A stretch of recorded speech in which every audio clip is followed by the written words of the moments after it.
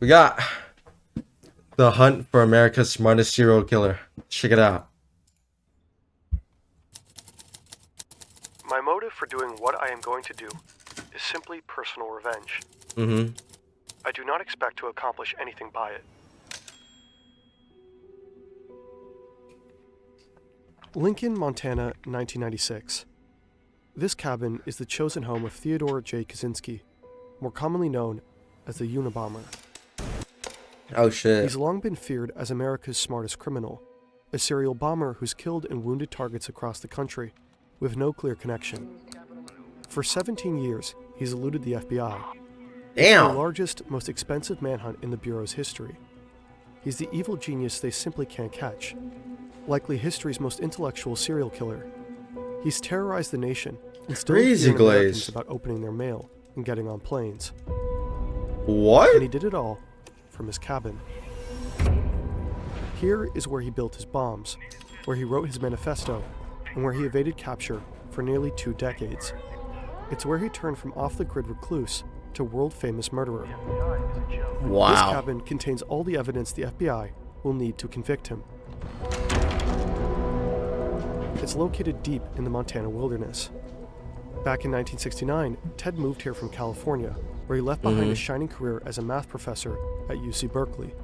He wanted to get closer to nature and far, far away from everyone who pisses him off, which is most people.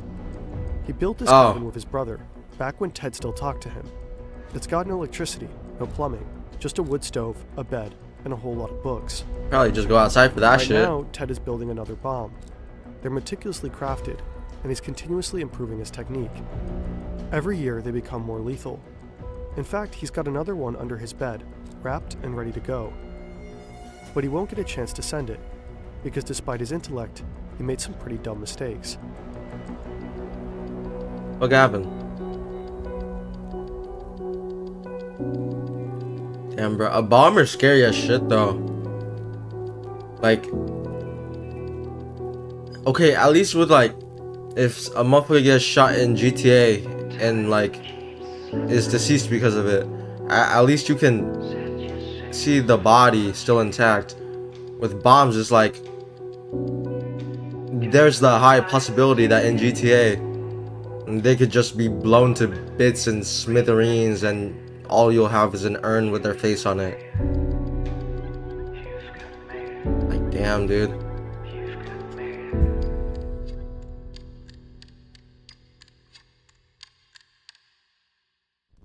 This video is largely based on these 2 books. Links are in the description. That shit? We attribute the social and psychological problems of modern society to the fact that that society requires people to live under conditions radically different from those under which the human race evolved. Born in 1942, Ted grows up in a pretty average family in the suburbs of Chicago. They're working-class Polish Americans. His parents are politically progressive, bookish and intellectual, and really into the outdoors. They're strict but loving. At least, that's how they remember it. It becomes obvious at a young age that Ted is exceptionally gifted, so his parents push him to succeed.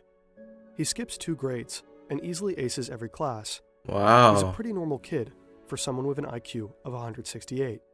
Sure, Ted is quiet, shy around girls, and arrogant, but he has a core circle of friends and plenty of hobbies. That's Like good. his parents and brother, he loves playing music, reading, and camping. People like Ted. They'll later remember him as a sensitive, respectful kid.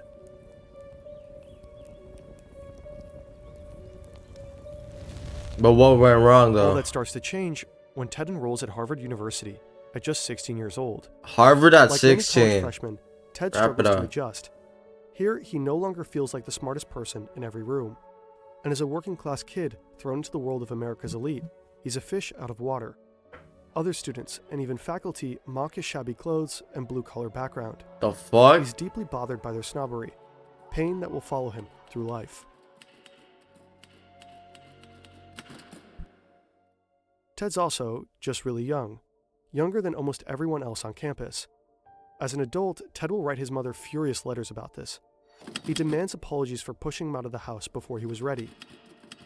Ted becomes depressed, and his grades suffer. Damn, His bro. classmates describe him as a total loner, Moody, rude, and virtually I mute. mean, yeah, because, like... He's that guy on the dorm floor who only leaves his room to go to class. Oh, shit, I didn't mean to turn on captions, but... Yeah, I mean, it makes sense. You're 16, and you're already enrolled in Harvard. Everyone there's, like, what? 18, 19, 20, fucking... 18 and above. Like, the fact that you're 16, it's going to be way more difficult to adjust because your brain, your brain just doesn't have time to develop along with it. Especially with, like, social skills. Like, you can be really book smart, but lacks social skills like he does. Who ignores everyone else. And Who slams I'd doors. argue There's a that stench of rotting food. social skills are way more important Ted doesn't know it than yet, book skills. but his withdrawn and alienated demeanor has You caught get the to eye places of a because of psychology professor. people, because of Dr. connections. Henry A. Murray is very famous, with an on-campus research center named after him. He's basically a god in the social sciences. Murray is looking out for particular types of students, those who will make excellent guinea pigs for an experiment. His final, most elaborate experiment. The capstone of a long and illustrious career. It also happens to be a CIA-funded project designed to cause extreme distress and break down the subject's sense of self. What?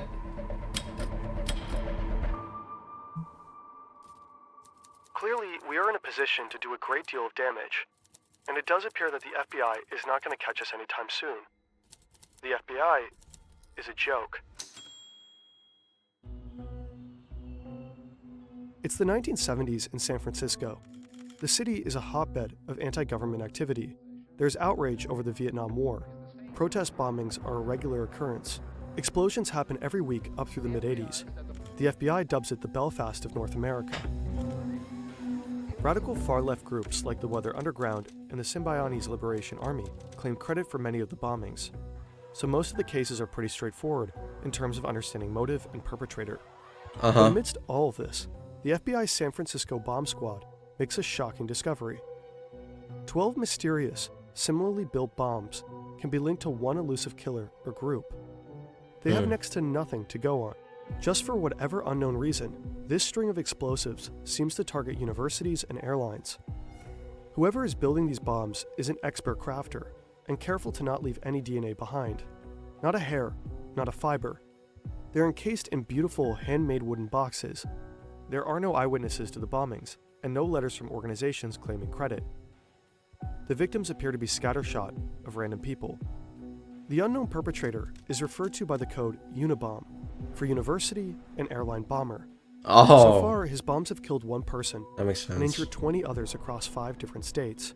20 states? Recipients of the Unibomber's early packages include a campus security guard, a handful of graduate students and professors, a secretary, an airline executive, and passengers on a flight from Chicago to DC.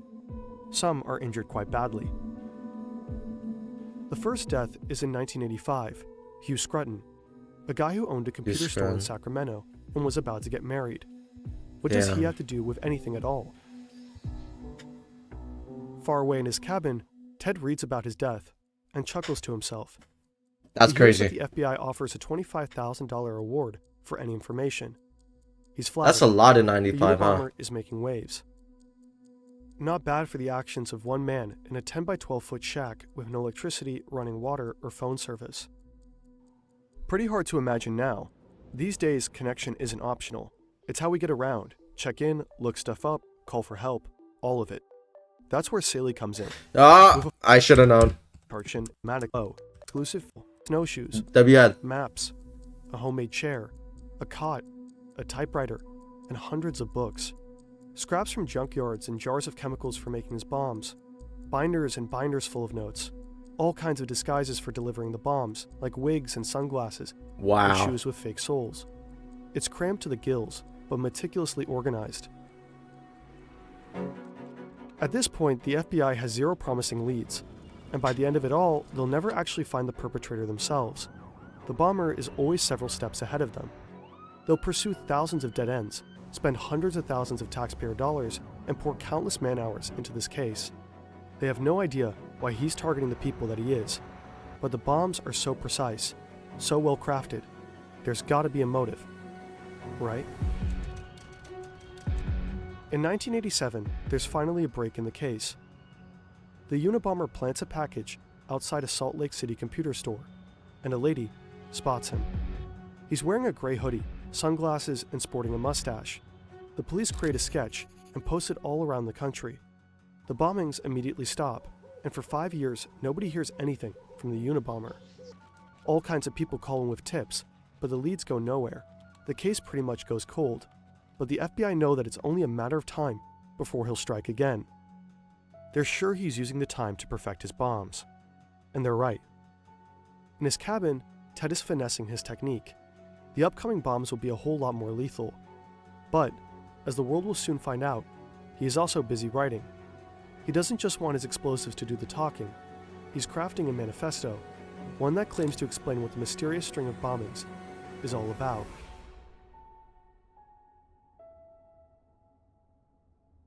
The Technophiles are taking us all on an utterly reckless ride into the unknown. Back at Harvard in 1958, the United States is experiencing huge shifts in culture. The button-up 50s are drawing to a close, and the nation becomes swept up in the space race, the civil rights movement, the sexual revolution, the environmental movement, the explosion of drug culture. And Manifesto's wild, the Cold dude. War is escalating. The American military is paranoid that communists have developed mind control drugs and brainwashing techniques, and they're eager to catch up. So they're covertly experimenting with ways to manipulate behavior. US intelligence officials are especially interested in developing a perfect truth drug for interrogating enemies, and they believe LSD might be it. But they're also testing a wide range of ways that psychological manipulation could bend the will of anyone to do whatever the US military wants. They've even enlisted help from This the don't even sound scientists real. who experimented on Dachau inmates with hallucinogens and interrogation methods. The military illegally smuggles these war criminals over to get their advice on brainwashing, as part of Operation Paperclip. Over the course of at least 11 years, thousands of Americans are subjected to unethical psychological experiments that include sensory deprivation, hallucinogenic drugs dosed without consent, subliminal messaging, hypnosis, electroshock therapy, and even ice pick lobotomies. And that's just the stuff we know about. When the project becomes public knowledge in the 1970s, the CIA director orders most of the records to be destroyed. The program is codenamed MKUltra. Many of the test subjects are vulnerable populations, like prisoners and hospital inmates, but also students. Students are prime subjects for these experiments because of their frequent contact with professors who play a big part in MKUltra. Some of the professors know the role they play. Many don't. During the post-war period, the CIA becomes the largest employer of college professors, and the military is by far the biggest source of funding for psychological research. Professors acted as consultants and researchers for military-backed projects. They used their status to encourage their students to participate in experiments, often involving drugs like LSD. Afterwards, they reported back to the government. Harvard becomes heavily involved in Army-sponsored studies. One of the CIA's main men on campus is the superstar psych professor, Henry Murray. Murray is well known for his studies of personality, and since the CIA's beginnings, his theories have influenced how they recruit new agents and how they interrogate suspects. Murray, huh? When Murray and young Ted Kaczynski cross paths, Murray is at the end of his career, and he recruits Ted for his final, most elaborate experiments. They're meant to assess the effects of stress and harsh interrogation on gifted male students. Murray wants to know, what will it take to break an educated, intelligent man? The setup is simple. Ted and 21 other students are asked to write an essay about their most deep-seated beliefs. Okay. Then they're told they'll discuss their beliefs with a fellow undergrad. The experiment aims to compare the effects of stress on college men who seem psychologically healthy and well-adjusted, with students who seem alienated, pessimistic, and lacking in identity. Ted is most likely recruited for the second group because he's showing signs of depression. Ted's personal essay stands out as the most pessimistic of them all. It suggests that he was already vulnerable before the abusive test began. He is also the youngest and the poorest in the group. The students are told this exercise is just to study different personalities. In truth, now the real experiment begins. The essays are handed to lawyers trained in manipulation, who are instructed to attack the values expressed in them. The students endure harsh interrogations in brightly lit rooms. They face calculated personal critiques designed to humiliate and erode their sense of self. All the while, electrodes monitor their stress responses. Later, they have to watch these stressful and humiliating moments on video. See, motherfucker like me, you can put all of this, like, wires and shit on my face. And hey, I'll write you a pretty damn honest essay. And I'm not gonna feel a damn thing, and they gonna be surprised like shit when they look at the recordings and all that, and I look at it and I'm just like, so, what's wrong, huh? What? Didn't expect this one? I ain't mad, motherfuckers. Look out here. Over and over again, for 3 years. As Murray himself describes it, the tests were designed to be abusive. He's had a lifelong fascination with pain and stress and is known to have a sadistic streak. Plenty of participants will later report the experience to be deeply unpleasant, with lasting trauma. But Ted's responses are the most extreme in every category. Murray's team identifies him as the most traumatized of all. Yes, Ted Kaczynski got MK Ultra'd. You can read all about it at CIA.gov. In consequence, many claim the CIA created the Unabomber, but that's an oversimplification.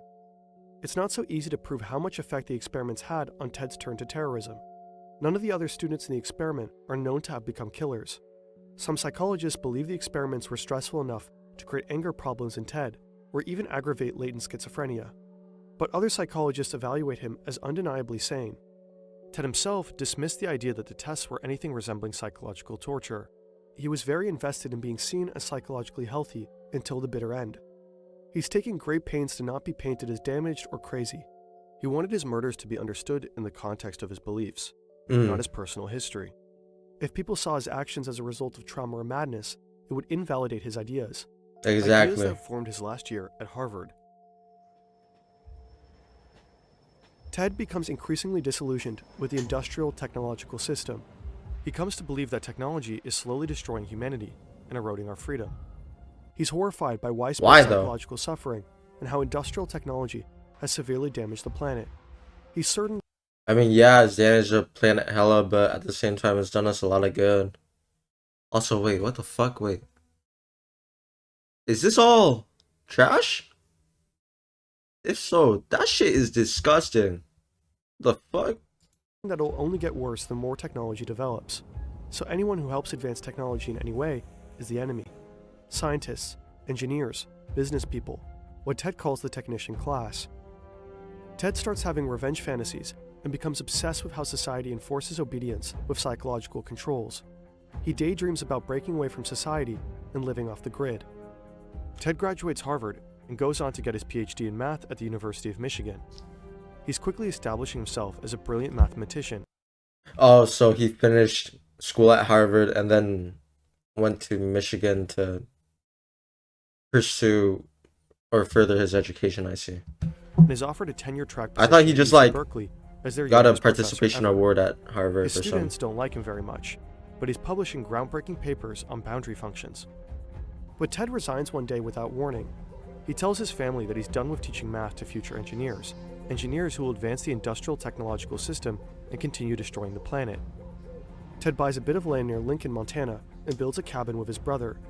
He's ready to escape the advanced technology that surrounded him at UC Berkeley. He wants to live a simpler life, far away from everyone he's ever known. And then, he starts to build his first bomb.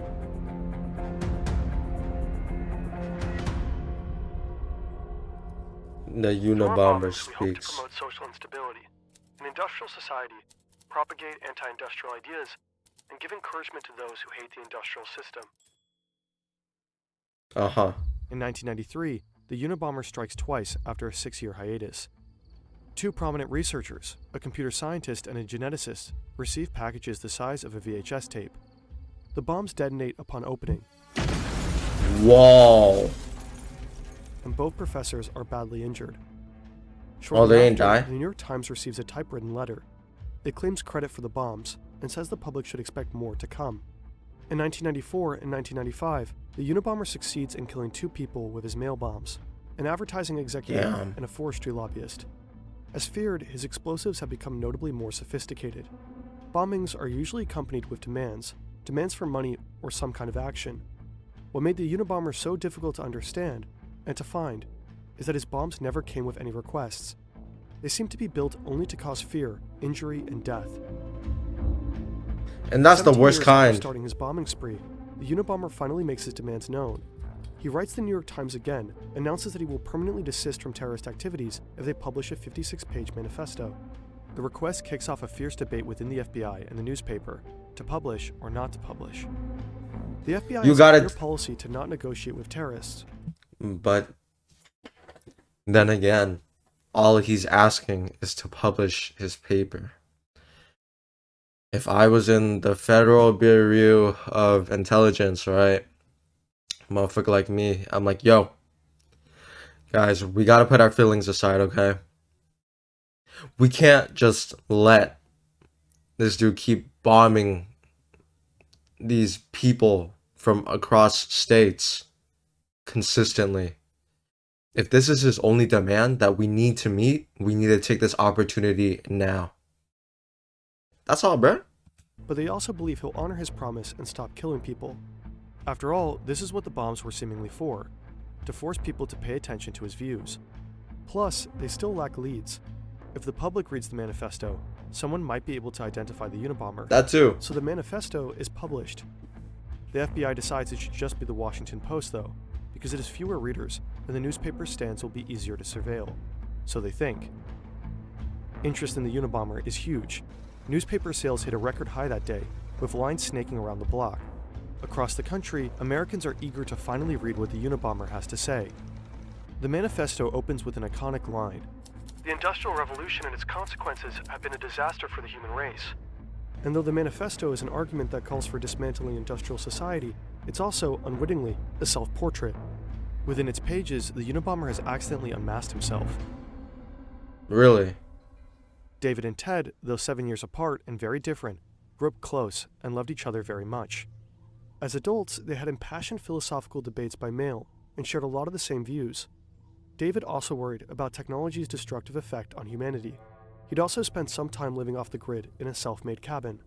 But David wasn't a killer. When the manifesto is published, he hasn't spoken to his brother in a long time. Ted cut him out when David got married and refused to answer any of his letters. David's wife Linda, a philosophy professor, has a funny feeling about Ted, whom she never met. As the bombings stack up and some of the timings coincide with Ted's travels, Linda tells David, "You've got a screwy brother. Maybe he's the Unabomber." David doesn't want to hear it. Linda doesn't know Ted the way David does. He'd never kill anybody.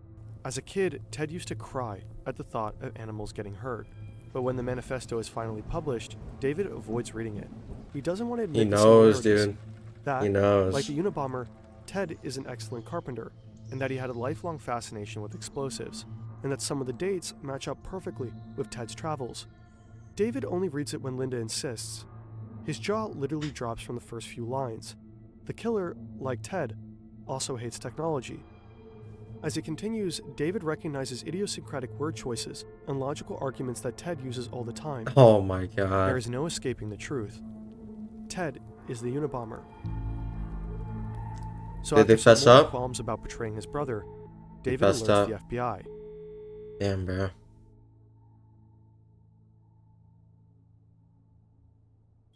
They are bound to make me out to be a sickie, and to ascribe to me motives of a sordid, or sick type. Many tame, conformist types seem to have a powerful need to depict the enemy of society as sordid, repulsive, or sick. Lincoln, Montana, April 1996. With the tip from David, the feds are staking out Ted's cabin. The investigation is meant to be conducted quietly, but they're interviewing local townspeople, trying to collect more evidence on Ted.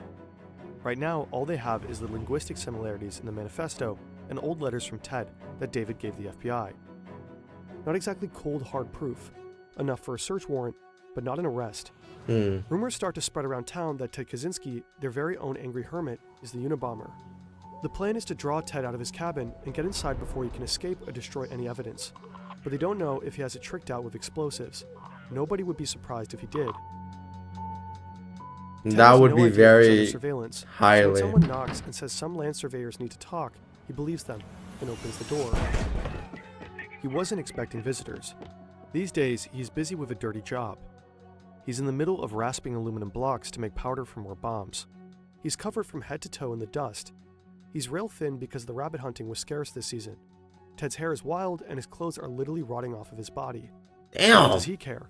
He's not trying to impress anyone, and he can clean up fast if he needs to blend into society. Too bad for Ted. He'll be photographed in this state, filthy, emaciated, and in severe need of a shave. The image will circulate around the globe and will not help Ted's desire to seem sane. When the feds swoop in, they find 40,000 pages of journals and plans, most written in code. The code is more complex than anything the FBI had ever seen, Holy more shit. convoluted than codes the KGB used during the Cold War. Dude, But Ted that's also literally wrote all the numbers. code in the cabin. Without it, the FBI wouldn't be able to decipher the decades of written confessions that definitively tied Ted to the bombings. They also find a bomb under the bed, ready to be mailed to an aerospace company in Dallas. Now the FBI has all the evidence they need. They lock up the cabin and take Ted to prison. He does not dispute that the journals with the confessions are his. In fact, he wrote them partially so that nobody would try to say he was crazy. Ted's family and his defense team attempt to convince the jury and the world at large that he is mentally ill. They're doing anything they can to avoid the death penalty, He's not, though. which frustrates him. He tries to fire his lawyers and defend himself. He would rather die than allow his lawyers to plead not guilty by reason of insanity. Ted pleads guilty to his crimes and is sentenced to life in prison. Behind bars, he never stops writing. He publishes 2 books and keeps up a lively correspondence with a wide array of journalists and admirers. He also finally makes some human connections. He strikes up a friendship with Timothy McVeigh, the Oklahoma City bomber who killed 168 people in 1990. Oh. Ted and McVeigh are briefly on the same prison block and find they have a lot of views in common before McVeigh is carted off to death row. Damn. Ted even finds love for the first time in his life. After a lifetime of struggling to connect with women and never going beyond a few kisses, Ted suddenly has dozens of women writing him romantic or salacious letters. But only What? one captures his heart, a school teacher he calls his lady love. They spend thousands of hours talking by mail or in visiting booths, but they are never able to touch. He writes classical music for her before she dies of lung cancer. Damn. Later, Ted also develops cancer. When the condition becomes advanced, What he dies type? by suicide in June 2023 at 81 years old.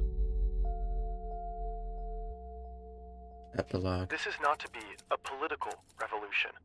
Its object will be to overthrow not governments, but the economic and technological basis of the present society. In the decades since his arrest, Ted Kaczynski continues to fascinate and sometimes inspire. The manifesto's central argument is that technological advancements since the Industrial Revolution have robbed people of their freedom and well-being. These advancements are supposedly responsible for widespread psychological suffering and environmental devastation.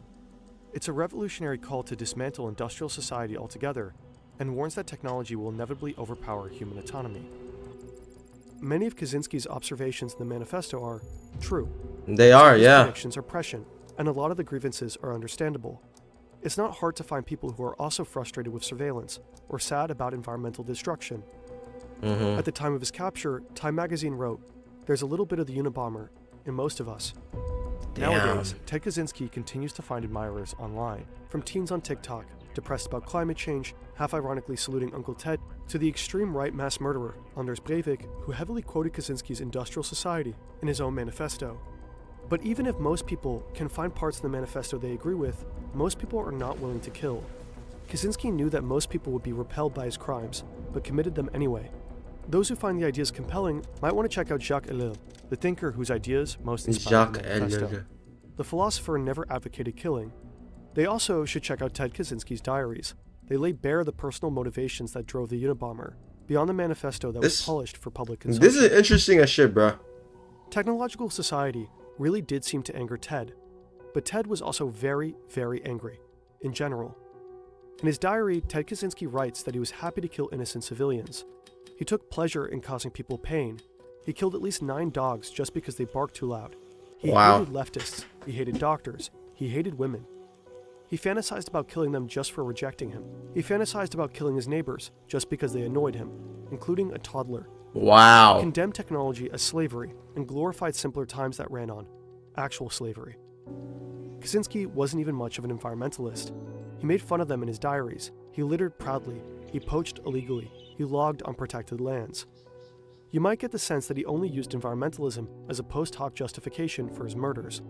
A cynic who identified ecological concerns as the most acceptable excuse for killing. This was very well put together. I can't lie. Yo, the Unabomber, bro. God damn. 喜べ少年。